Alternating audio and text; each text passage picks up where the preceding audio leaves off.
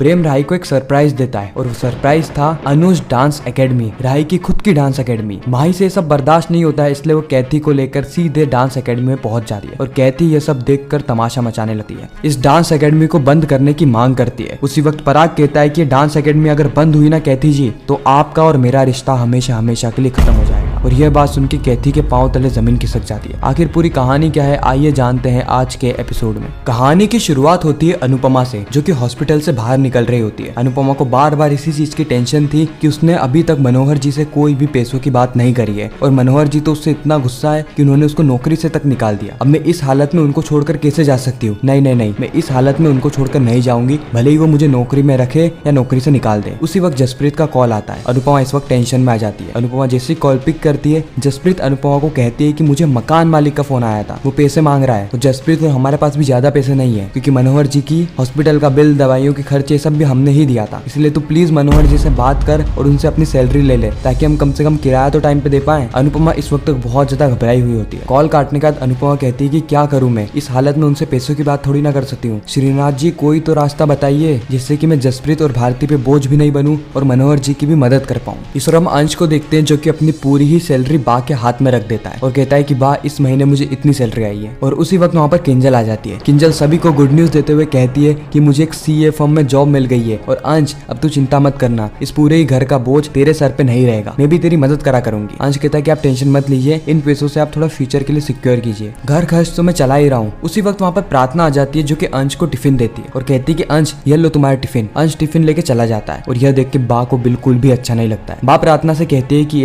मैंने तुझसे कहा था ना कि तू और अंश सिर्फ और सिर्फ दोस्त हैं, अगर दोस्त हैं तो दोस्त बने रहो, उसकी पत्नी बनने की कोशिश मत करना। किंजल यहाँ पे बा को समझाने की कोशिश करती है कि बा आप ये क्या कह रही हैं। बा कहती है कि मैं एक औरत हूँ और मैं औरत होकर दूसरी औरत की भावनाओं को बहुत अच्छे से जानती हूँ, इसीलिए इसको साफ साफ कह रही हूँ। इतना कहकर बा वहाँ से चली जाती है। किंजल भी यहाँ पे प्रार्थना को समझाती है कि प्रार्थना तुम दोनों मिलकर ऐसी प्रॉब्लम क्रिएट मत करना जिससे कि घर में प्रॉब्लम्स आ जाए, क्योंकि तुम्हें पता है कि कोठारी हाउस वाले वैसे ही तुमको लेके बहुत ज्यादा सेंसिटिव है, उन्हें जरा सी बात भी पता चलती है ना तो वो यहाँ पर आके तमाशा कर देते हैं। मुझे पता है कि तुम्हारे और अंश के बीच में कुछ भी नहीं चल रहा है, लेकिन फिर भी तुम तुम्हारी दोस्ती को थोड़े से लिमिट में रखो। प्रार्थना इस वक्त किंजल से गले मिलती है और कहती है कि आप जैसा कहोगे वैसा ही होगा, मुझे समझना चाहिए कि दोनों घर की प्रॉब्लम्स हैं। अंश मेरे लिए बहुत कुछ करता है, इसलिए मुझे ऐसा लगा कि मुझे भी उसके लिए कुछ करना चाहिए। किंजल कहती है कि अभी सही टाइम नहीं है प्रार्थना, अभी सही टाइम नहीं है। सर हम देखते हैं कि अनुपमा की चौल में पूजा रखी गई होती है। उसी वक्त पूजा के प्रसाद के लिए सभी लोग अनुपमा से पूछते हैं, कहते हैं कि अनुपमा तू पूजा के लिए प्रसाद बना देगी? अनुपमा कहती है कि इसमें पूछना क्या, ये तो मेरे लिए सौभाग्य का काम है, मैं पूजा के लिए प्रसाद जरूर बनाऊंगी। उसी वक्त एक आदमी आता है जो कि कहता है कि पूजा में कैंसिल करनी पड़ेगी क्योंकि पूरे चौल वालों के लिए जो खाना बनाने वाली थी उसने टेंडर रिजेक्ट कर दिया है, वो भी एंड टाइम पर। सभी लोग यहाँ पे बहुत ज्यादा टेंशन में आ जाते हैं। उसी वक्त सरिता ताई आती है और कहती है कि तुम इतना टेंशन क्यों ले रहे हो, हमारे सामने है ना अन्नपूर्णा देवी, स्वयं अनुपमा, इसका काम ही वैसे खाने का है। और जसप्रीत मुझे बता रही थी कि खाना लाजवाब बनाती है, क्यों अनुपमा तू खाना बनाएगी? अनुपमा इस वक्त तक हाँ कह देती है और सभी लोगों के लिए खाना बनाने के लिए मान जाती है। सरिता ताई यह भी कहती है कि तेरे साथ साथ हम लोग भी खाना बनाएंगे, हम भी तेरी मदद करेंगे। तोशु और पाखी आपस में ही बात कर रहे होते हैं कि जब इनके पास अनुपमा के पैसे आएंगे तो ये उनसे क्या क्या करने वाले। पाखी कहती है कि आप सही में मुझे मेरा हिस्सा देंगे? तोशु कहता है कि अगर मुझे नहीं देना होता ना तो मैं तुझसे बात करता ही नहीं, तुझे सारा प्लान बताता ही नहीं। पाखी कहती है कि अगर वो पैसे हमें मिल गए ना तो हमारी जिंदगी पूरी तरीके से बदल जाएगी, लेकिन इसमें रिस्क भी बहुत है। तोशु कहता है कि रिस्क लेंगे तभी तो पैसा आएगा ना, पैसा कोई आसमान से गिर के तो आएगा नहीं, और हम कोई कोठारी जैसे अमीर तो है नहीं कि हमारे पास पैसे आने लग जाएगा। बस हाँ एक शर्त है, ये पैसे मिलने के बाद तू परी के बारे में कुछ भी नहीं कहेगी।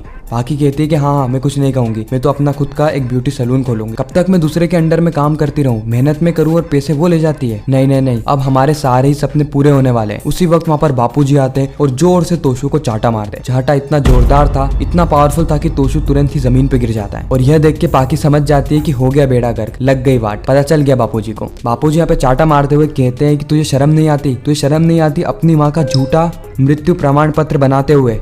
अरे थोड़ा तो लिहाज रखा कर, तेरी माँ थी वो, तेरी माँ थी और तूने उसका ही मृत्यु प्रमाण पत्र बनवा दिया, इतना गिर कैसे सकता है तू? इस वक्त तक पूरा ही शाह परिवार इकट्ठा हो गया होता है। सभी लोग यहाँ पे पूछ रहे होते हैं कि आखिर हुआ क्या है, आखिर हुआ क्या है। उसी वक्त बापूजी पूरी कहानी बताते हैं कि किस तरीके से अनुपमा के पैसे लेने के लिए इस तोशु ने इतनी गिरी हुई हरकत करी और इसके साथ साथ ये पाखी भी मिली हुई है। पाखी कहती है कि इन्होंने कुछ गलत नहीं किया। बापूजी कहते हैं चुप, नहीं तो आज मेरा हाथ तेरे पे भी उठ जाएगा। किंजल भी इस वक्त तक बहुत ज्यादा गुस्सा हो जाती है। किंजल कहती है कि बापूजी इसको 2 और चाटे मारो, मेरी तरफ से भी इसको मारो क्योंकि ये इसी के लायक है। तोशु को भी गुस्सा आ जाता है। तोशु कहता है कि तुम क्या इतना बड़बड़ कर रही हो, मैंने ये सारी चीजें हम सभी की भलाई के लिए करी है, क्योंकि अब अनुमा लौट कर नहीं आने वाली। क्या पता वो जिंदा भी है या फिर मर गई। उसी वक्त बापूजी कहते हैं कि जिंदा है, मेरी बेटी अभी भी जिंदा है, मुझे पता है वो जिंदा है। बा कहती है कि आपको कैसे पता वो जिंदा है? इसका मतलब ये है कि आप सब कुछ जानते थे। सबके मना करने के बाद भी आपने अनुपमा से बातचीत करी। बहुत गलत किया आपने। जब पूरे परिवार वालों ने सोच रखा था कि कोई भी उस अनुपमा से बात नहीं करेगा, फिर भी आप उससे बात करते रहे। बापूजी इस वक्त तक बाकी सारी बातों को इग्नोर कर देते हैं और वहां से जाते हुए यह कहते हैं कि मैं आज ही वकील के पास जाऊंगा और मेरी सारी ही जमीन जायदाद, जो भी चीजें हैं, पैसा कौड़ी, सब कुछ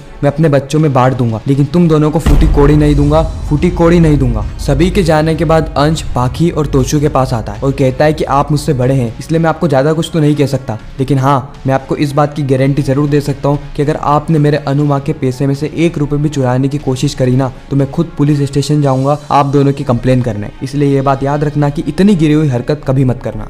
तोशु कहता है कि ये बापूजी ना हर कदम मेरे पूंछ बन के घूमते रहते हैं, इसलिए इनको कहीं ना कहीं से पता चल गया होगा, लेकिन अब मैं करूँ तो करूँ क्या, उन पैसों को मैं छोड़ नहीं सकता। बाकी कहती है मुझे ऐसा लगता है ना कि शायद अनुमा को भी ना कोई अनुज की स्कीम मिल गई होगी, जिसके चलते वो अपनी जिंदगी ऐश और आराम से जी रही है। तभी तो देखो ना वो अभी तक लौट कर नहीं आई। तोशु और पाके डिसाइड करते हैं कि किसी भी हालत में अनुपमा को ढूंढेंगे ताकि वह उनसे परमिशन लेके इन पैसों का इस्तेमाल कर सके, साथ ही वो यह भी देख सके कि आखिर अनुपमा कहाँ पर अपनी खुशहाल भरी जिंदगी जी रही है। इस और हम अनुपमा को देखते हैं जो कि सारी औरतों के साथ मिलकर खाना बना रही होती है। अनुपमा की कला को देखकर सभी लोग कहती हैं कि ऐसा लग ही नहीं रहा अनुपमा कि तू घर में रोटियां बनाती है, ऐसा लग रहा है कि तू तो बहुत बड़ा एक किचन चलाती होगी जिसमें कई सारे लोग काम करते हैं। यह सुन के अनुपमा को फ्लैशबैक हिट करने लगता है, किस तरीके से उसने अपना काम की शुरुआत करी थी और अनु की रसोई को एक बहुत बड़े मुकाम तक पहुंचा दिया था। बाद में उसका नाम बदल के राही की रसोई भी रख दिया था। अनुपमा ने इतनी तरक्की हासिल करी थी, ये सारी चीजें याद कर करके अनुपमा की आंखों से आंसू आने लगते हैं, लेकिन अनुपमा अपने आप को समझाती है कि अनुपमा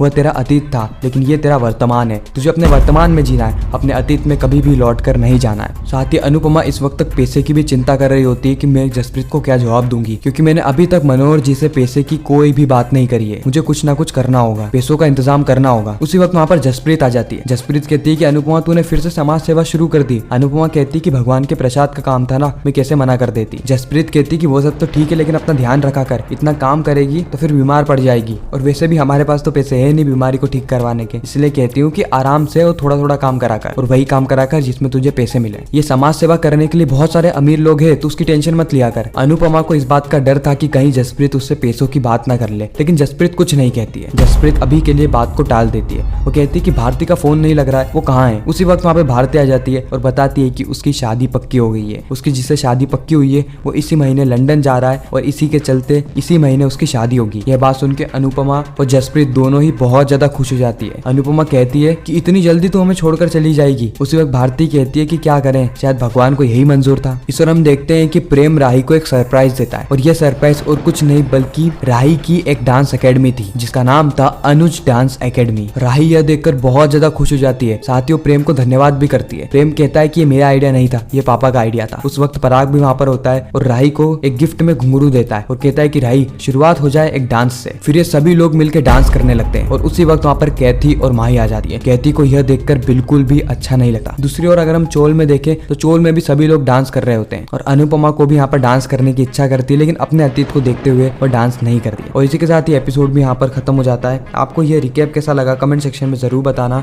अगर आपको वीडियो अच्छी लगी तो वीडियो को लाइक करके चैनल को सब्सक्राइब करके ज्यादा से ज्यादा लोगों को ये वीडियो शेयर करना ताकि हमारी फिर से मुलाकात हो।